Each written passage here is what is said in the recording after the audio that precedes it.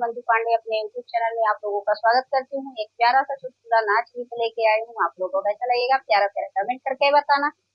Channel है तो subscribe करना, वीडियो को लाइक करना, शेयर करना और फुल वॉच करके देखिएगा। अपना प्यार दुलारा आशीर्वाद ऐसे ही देते रहिएगा। धन्यवाद आप लोगों का।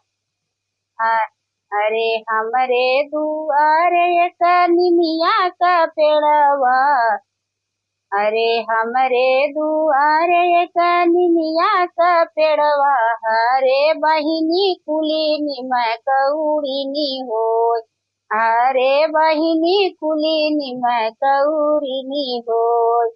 हमरे दुआरे एक निमिया का पेड़वा, हरे बहिनी कुली निमय कौड़ीनी होय, हरे बहिनी कुलनी में कौरिनी होय। पहिले पहिले जब गईले ससुरवा, पहिले पहिले जब गईले ससुरवा, हरे बहिनी धैली है सासू के गोड़, हरे बहिनी धैली है सासू के गोड़।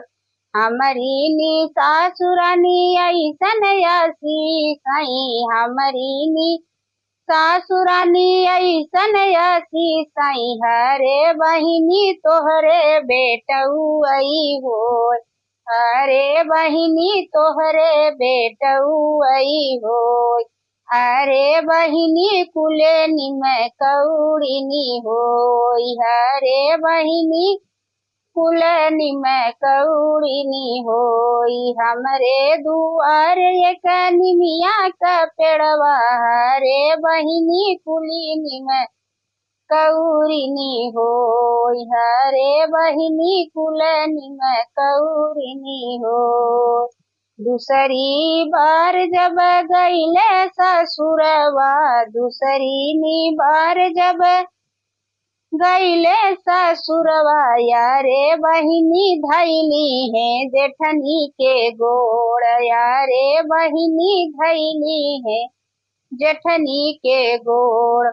हमारी जेठान रानी ऐसन यसी सई, हमारी जेठानी रानी ऐसन ऐसी सई, यारे बहिनी तोहरे कनुई बिटिया वही होय, हरे बहिनी कनुई बिटिया वही होय, हरे बहिनी कनुई बिटिया वही हो।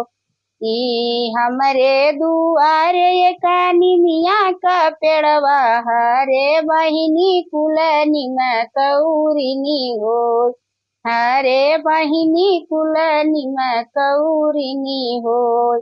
तीसरी बार जब गईले ससुरवा, तीसरी बार जब गईले ससुरवा, यारे बहिनी धैली है ननदी के गोड़, हरे बहिनी धैली है ननदी के गोड़।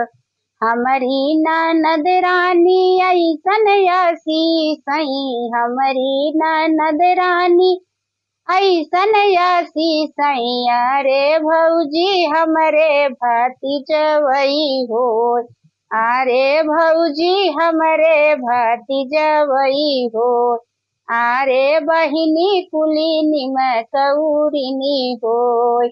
हमरे दुआरे एक निमिया का पेड़वा, हरे बहिनी कुलीनी में कौड़ीनी होय, अरे बहिनी कुलनी में कौड़ीनी होय।